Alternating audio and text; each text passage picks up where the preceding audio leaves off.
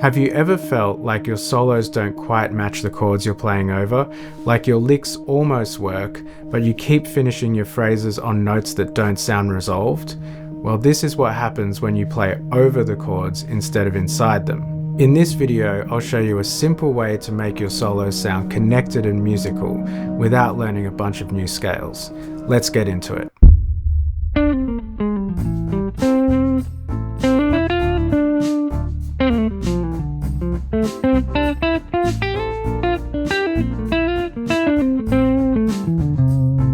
Now just focusing on the first two chords for a second, this is the way that most players approach this chord progression.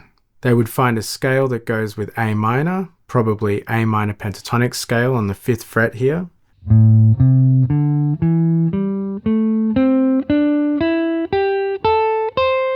And then they'd use that same shape to play D minor pentatonic scale on the 10th fret.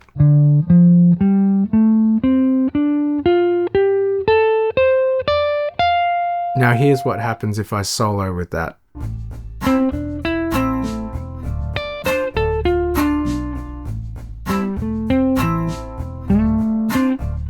You can hear the problem. Every time the chord changes, I have to jump to a new spot on the neck, and it gets worse when we add the other chords back in.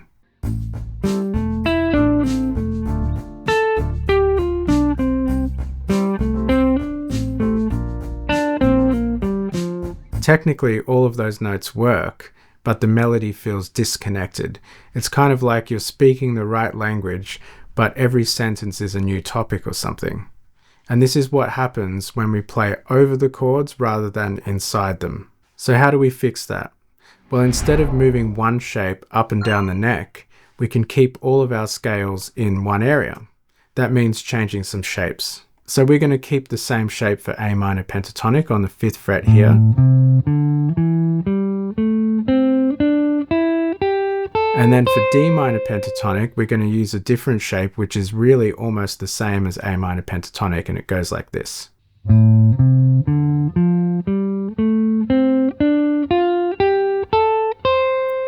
For C major pentatonic, it's exactly the same as A minor pentatonic because they're the same scale.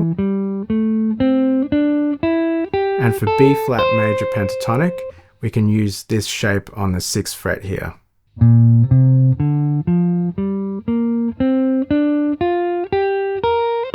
So now that we have all of our scales in the same area, let's limit it to the D, G, B string set so that we can clearly see the difference between them. So here's our A minor pentatonic. And now for the D minor pentatonic, all we need to do is to change that 5th fret on the B string to the 6th fret. For our C major pentatonic, it's the same as the A minor. And for B flat major pentatonic, we can use this shape on the 6th fret here. And that's it. Now let's try soloing with these one position mini scales.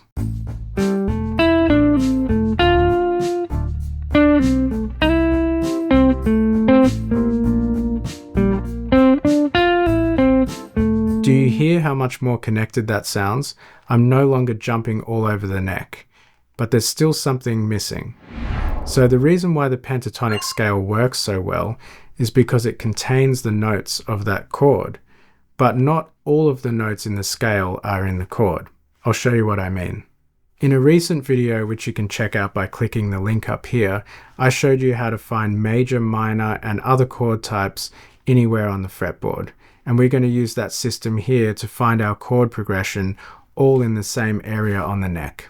So for A minor, we're taking our E minor chord in the open position, turning it into a bar chord, and moving that to the 5th fret here. For D minor, we're taking the A minor chord in the open position and turning that into a bar chord and moving that to the 5th fret. And for C major, we're taking the A chord in the open position and then we're moving that to the 3rd fret to get a C major chord. And for the B flat major chord, we're taking the E major chord in the open position and we're making a bar chord out of that and moving that to the 6th fret. If it's unclear how I did that, make sure to check out that video. Now, just like we did with those mini scales before, let's turn these into mini chords on the D, G, B string set. For A minor, we get 7-5-5. For D minor, we get 7-7-6. For C major, we get 5-5-5. And for B flat major, we get 8-7-6. Let's now solo using only these mini chords and see what happens.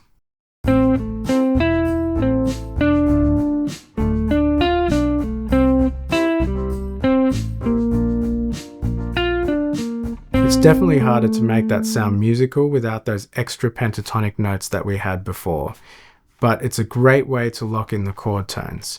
Here's the real power of this. Even without a backing track, you can still hear the chord changes because the notes themselves are outlining the harmony.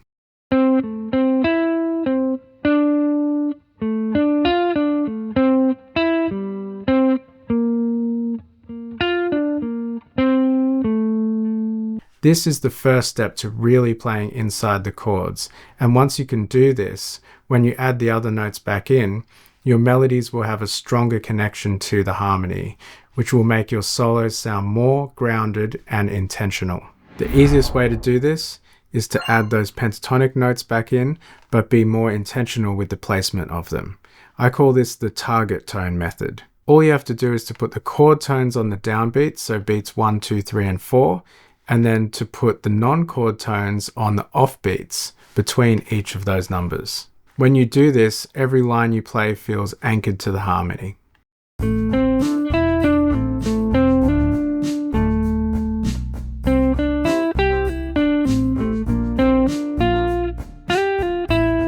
Now let's strip away the backing track and see if you can still hear the chord changes.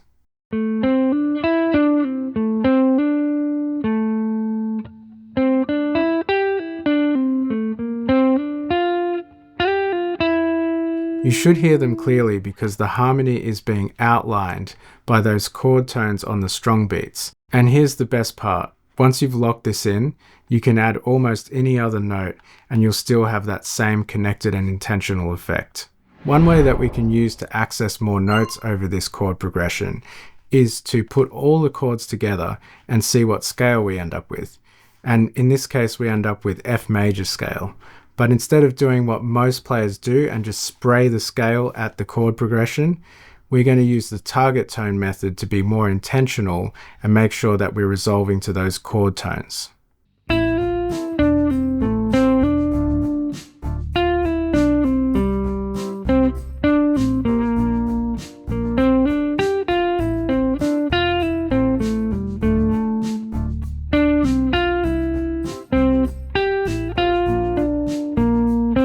I've put together a free PDF of triad diagrams, pentatonic shapes, and the target tone examples used in this lesson. Grab it from the link in the description. And if you want to check out another video on improving your soloing, click the link right here and I'll see you in that lesson. Thanks for watching.